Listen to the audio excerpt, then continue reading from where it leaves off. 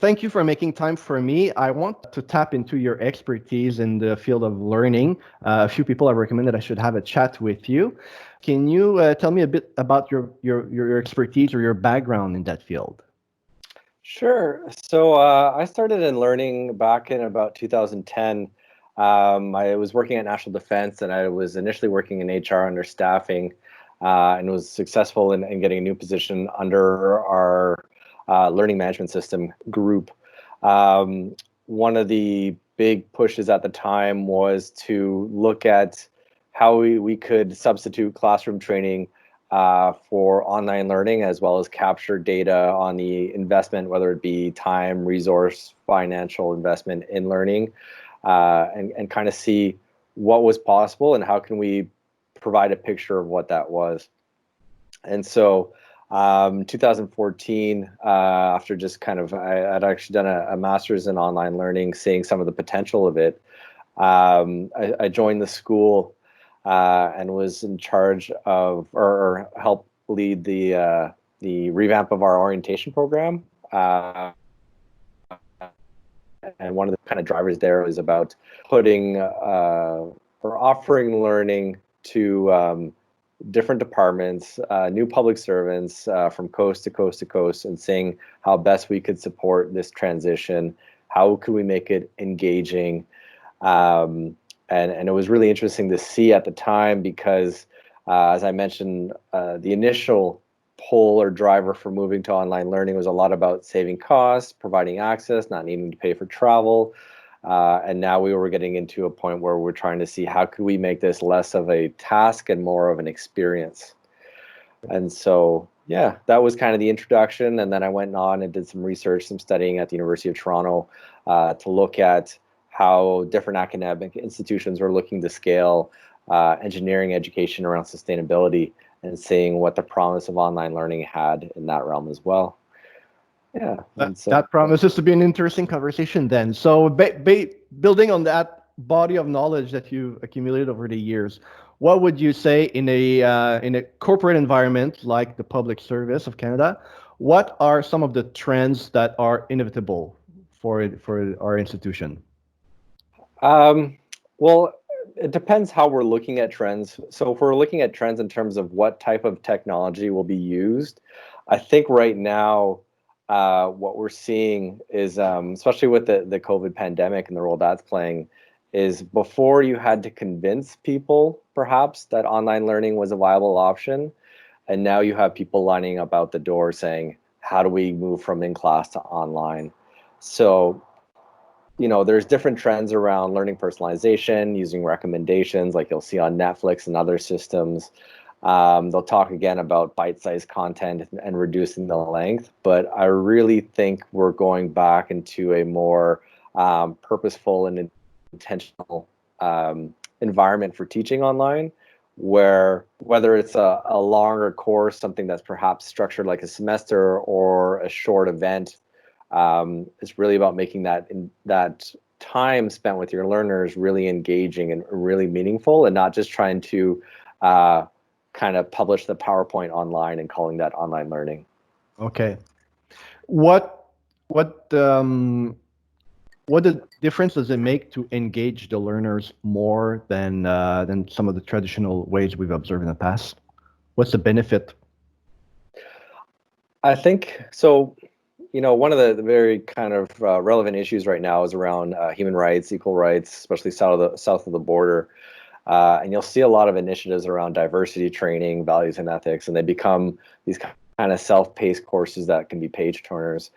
And they become just that. People will log in, they'll go through all the pages, they'll pass the test, and they'll get on with their day. Versus if you're going to go to a course or an event that's experiential, that is inviting you to be a part of the change and inviting you to perhaps be more hands-on. It's a little more different online, but the intent is that when you leave there, not only have you perhaps gathered or acquired new knowledge, but you've had a different experience. You've felt something different. You have something memorable that is more tangible.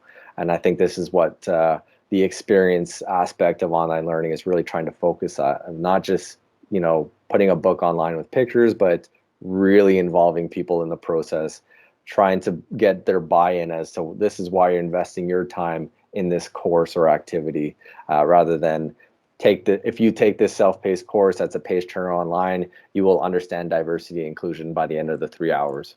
Okay. What does hands-on learning look like in practice?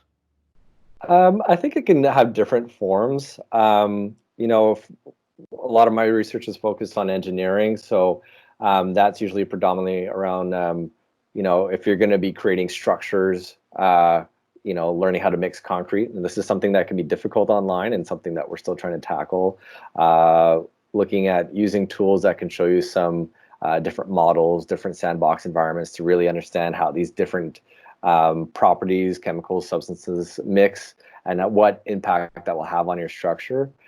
I think when it comes to something that's more of perhaps a soft skill, around healthy workplaces, etc., it's more about inviting people to give a piece of themselves, to share something personal,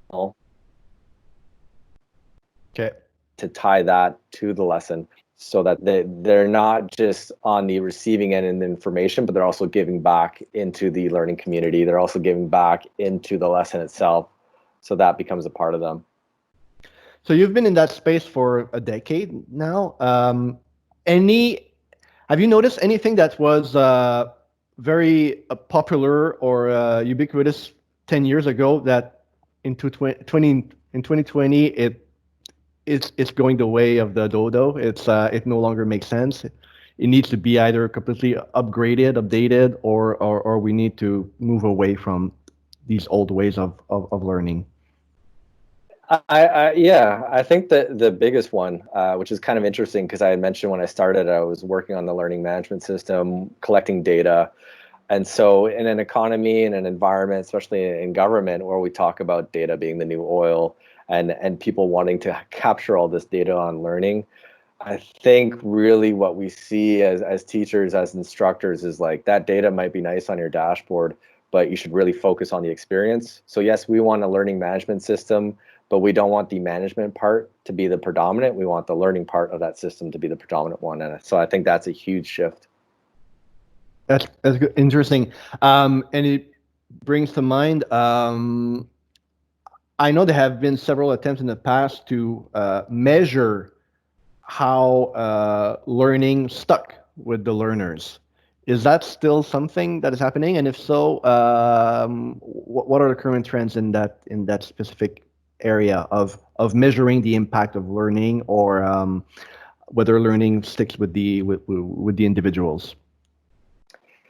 Yeah, I think and this isn't just limited to corporate training. Like if you look at K through 12, I remember as a kid when they introduced the standardized EQAO testing to really look at how can we measure all students within Ontario on the same playing field to see if we're tracking their learning. I see that in government. How do we get more data on what people are doing? And I still think we're missing the boat in terms of what's important. Less about scaling the data analytics, the reporting, the visualization of data on the way people have perhaps acquired.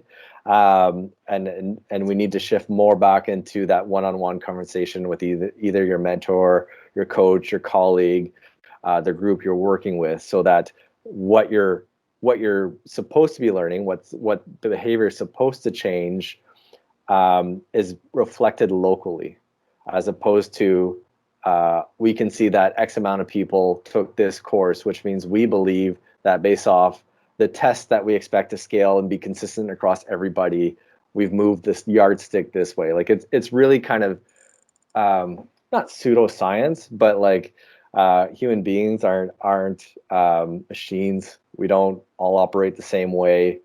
We have all our different quirks, and so I think as much as we like to hope that this data will tell us the current state and the future, we really need to focus more on those local interactions and affecting change within our current surroundings. So how would a head of learning be able to determine whether the learning that they're providing to the employees is effective or not?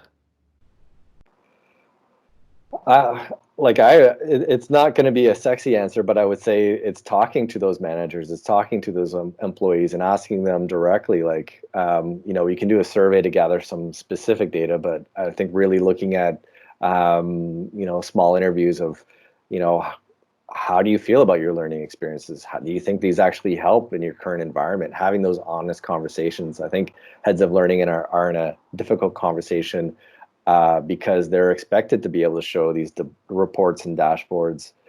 Um, and those smaller conversations on the ground aren't necessarily promoted in the same way, or perhaps they're going to tell a large audience of their vision of learning in the future, but it becomes so disconnected from the reality on the ground. So I think it's really, community by community, group by group, starting to understand and really have that information. And perhaps being being comfortable with not having the perfect data set, but more so having the right process to understand people's needs and how the learning and training you're delivering supports them. Okay. Um, we have as a priority in government with the Beyond 2020 that we need to become more agile, and certainly there are various functions within HR that are making it a priority to become more agile. Is that something that is also top of mind within the learning function of HR to become a bit more agile, adapt more quickly to the needs of managers and employees alike, and possibly also adapt the way the learning is being provided to make sure that it remains relevant and effective? Yeah, I think if we were going to talk about being agile under the like as a synonym, being responsive to what is needed today versus agile, like agile development or project management, I believe so. I think this kind of has always existed. I don't necessarily need a course to understand how to accomplish a task. Perhaps it's a job aid instead, or something much quicker. But I think, given how complex the world continues to evolve, and that's only going to continue, um, I think finding ways of leveraging existing content. Internally at the school, we're starting a learning content sharing initiative to start changing the culture of learning content within government. Traditionally, and since I've started, it's learning shops in each department are funded based off the courses they're going to build and teach. And so, we'll have, I don't know how many departments there are, but around 100, if not more. You'll have 100 different ATIP courses, or perhaps the same one, perhaps just contextualized to each department, would be much quicker than having each one have their own instructional designer, course developer, and teacher. So finding ways to share content, to reuse content, to repurpose content, I think that's the only way to remain agile, because you really leverage the collective intelligence of your communities, as opposed to expecting to try and build a new course that's relevant, engaging, complies with official languages, and is accessible in all versions of that word in a responsive time. I think COVID is the perfect example of that. Like, in terms of, we want to give training, we want to give coaching and kind of a bit of insight of how to deal with this situation. To go through all those hoops and have this full course, you're talking about months, when COVID changes, day to day, week to week. Mm-hmm. Speaking of COVID, and you already alluded to it earlier in this interview, but what would you say COVID has changed for learning or accelerated? Um, I think it's accelerated people's need to have a learning management system or a learning platform. For us personally, internally to the school, there was a lot of the courses were delivered or taught in a classroom setting. This is not possible at the moment. So how do we make these, or how do we virtually teach these courses? So we get a lot of questions from people that usually approach us with a generic statement of, how do we put our courses online? And of course, there's many different things to unpack there. What are you trying to accomplish with this course? Who's your target audience? What's your time frame? What's your budget? What is the outcome you're looking to provide your learners? So on one side of it, it's really looking at the instructional design of the courses and how can we give people information and tools to do that. That is accelerated because everybody's asking, and so you see those who have experience in this being called upon much more. And then on the other side of that, we have a lot of departments very interested in having access to a learning management system because, for my experience, it might have changed, but at previous departments, though learning is part of HR, learning was much lower on the priority list. And so anything that was IT related for HR usually took precedent over learning, where now that's changing quite a bit. But there's not a large amount of expertise in learning platform administration or implementation across government. So, the team here at the school specifically has been called upon much more to provide this content, to provide this direction, and to provide space on a learning platform just so people can do or teach basic virtual courses. It's interesting because you're saying things that corroborate what other of my interviewees have said previously, so that it's great. I assume you follow what happens in learning outside of government, like in developments in the industry.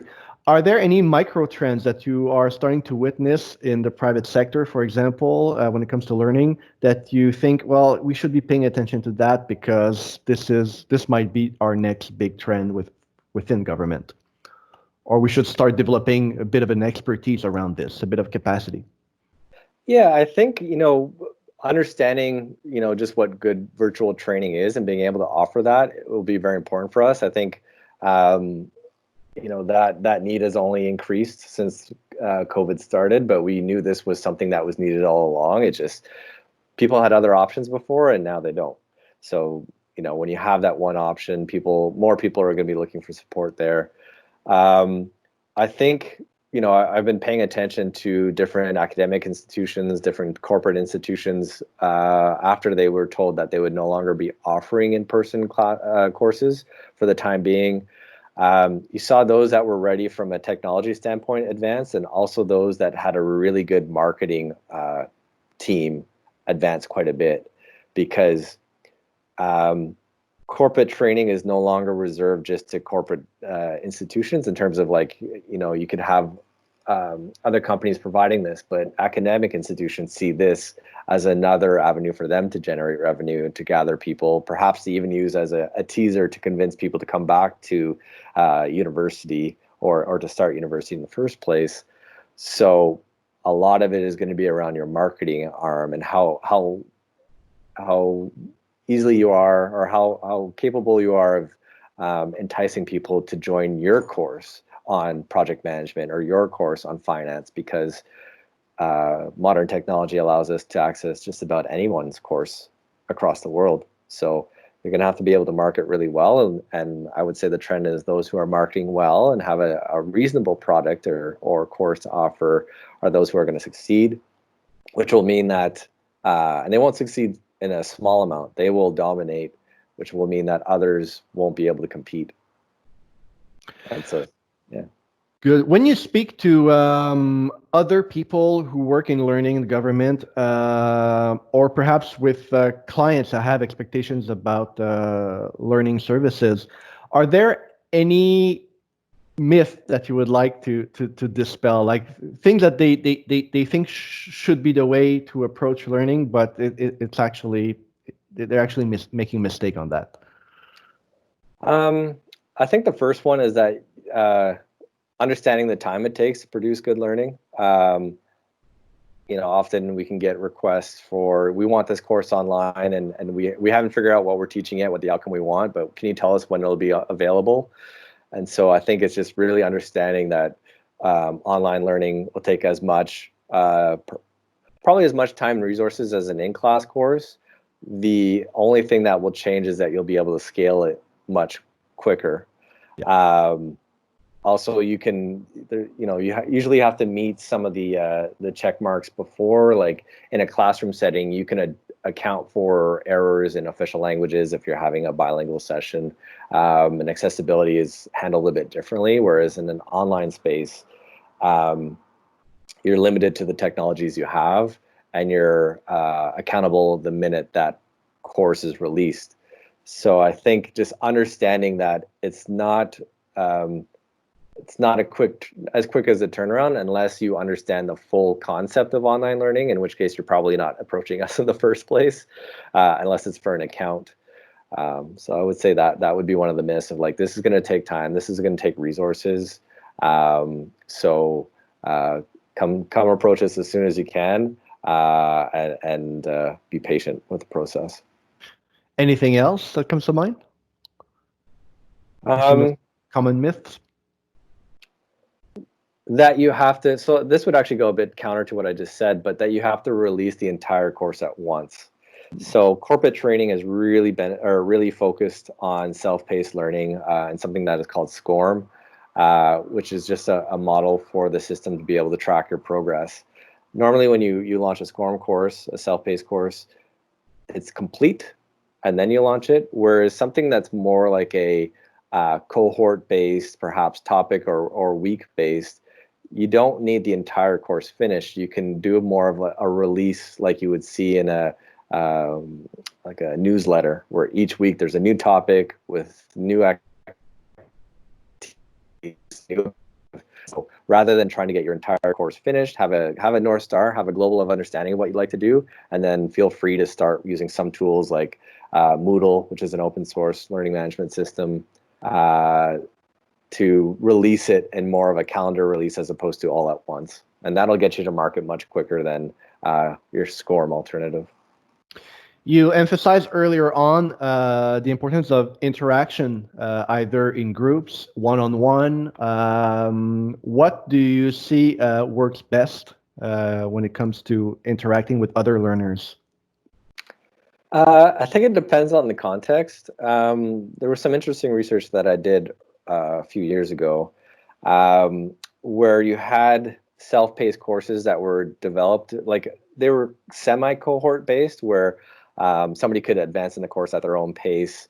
But what they did is they left the discussion forums open and available. So if you had taken the course this year and I took it next year and you had posted in that discussion forum, I could still see your answers. So though we're interacting at different times, I'm still benefiting from your interaction with the system, with the course, and it helps shape what I'm thinking about, how I'm moving through the course. And when you scale this to, 50, 100, 200 learners per year, there's a lot of benefit to that interaction, even if it doesn't happen at the same time. Because often we think we need interaction, especially between humans, to happen synchronously, where in this case we have it asynchronously. So I think that's an interesting part of it. So this was a study that you did? Yes.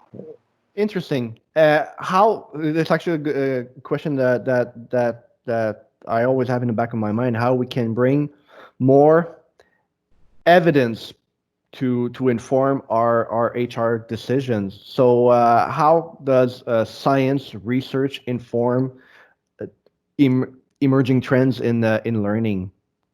Do you incorporate that on a regular basis in your work?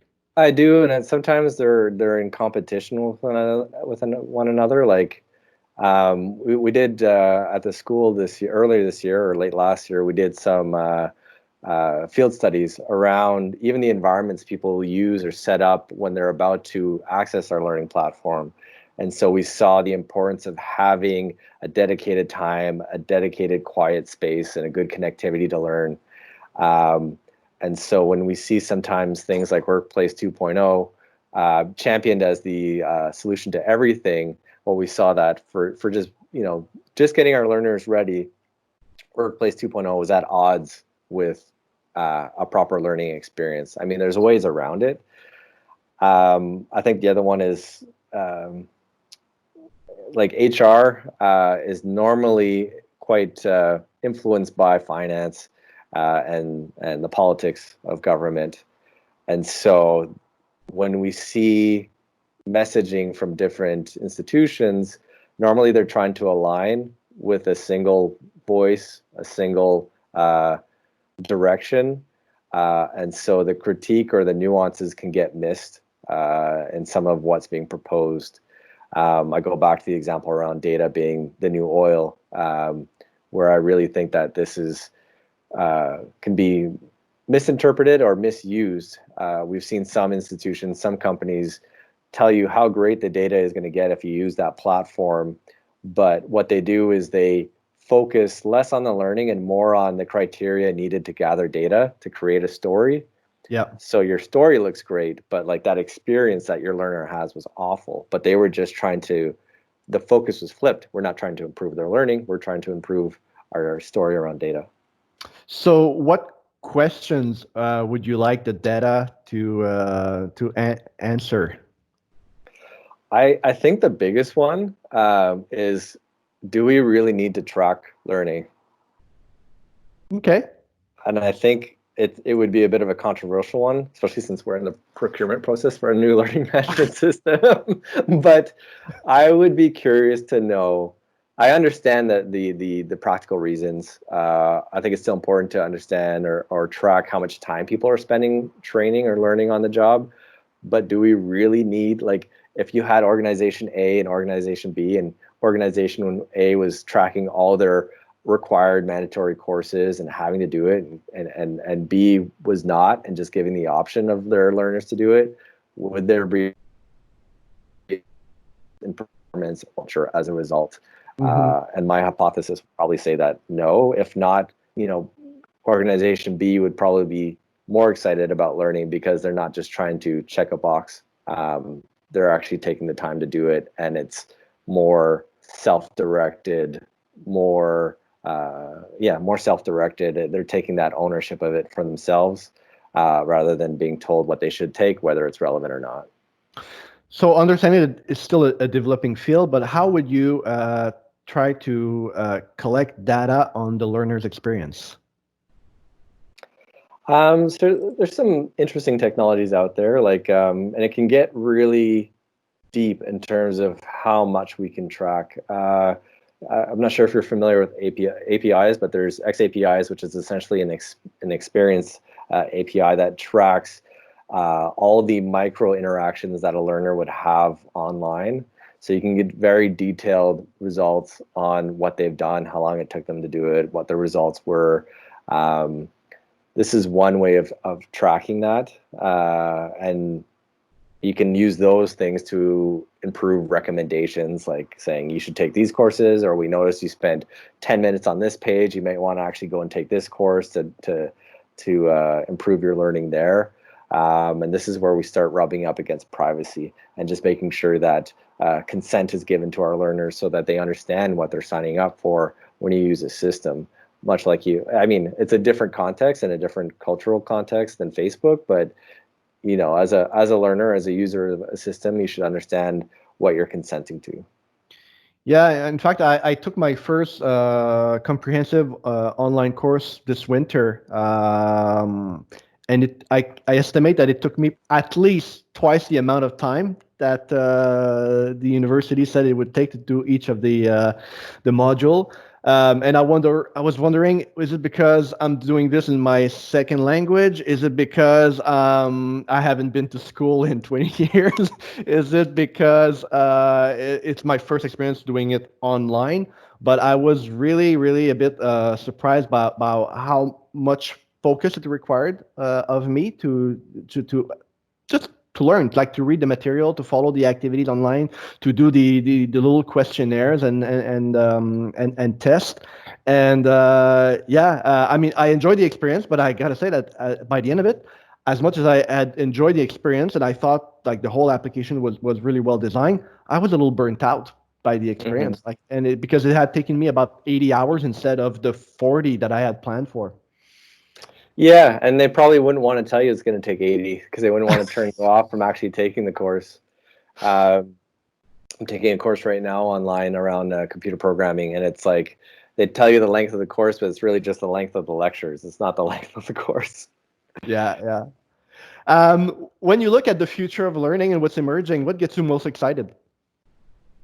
Right now that we have kind of the world's attention on it, and I think that's going to lead to some really amazing things.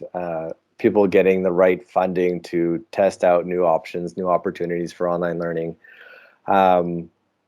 I'm hoping that it also integrates with more interactions, a shift away from the self-paced learning, this learning in isolation, so that, one of the benefits of integrating technology into the classroom, whether it be in person or online, is that if we're taking a course together like 20 years ago, 30 years ago, well, I'm just going to have that interaction with you during that day. And if that course ends, we perhaps would never see each other again. Whereas now with the technology, that conversation can continue outside the classroom.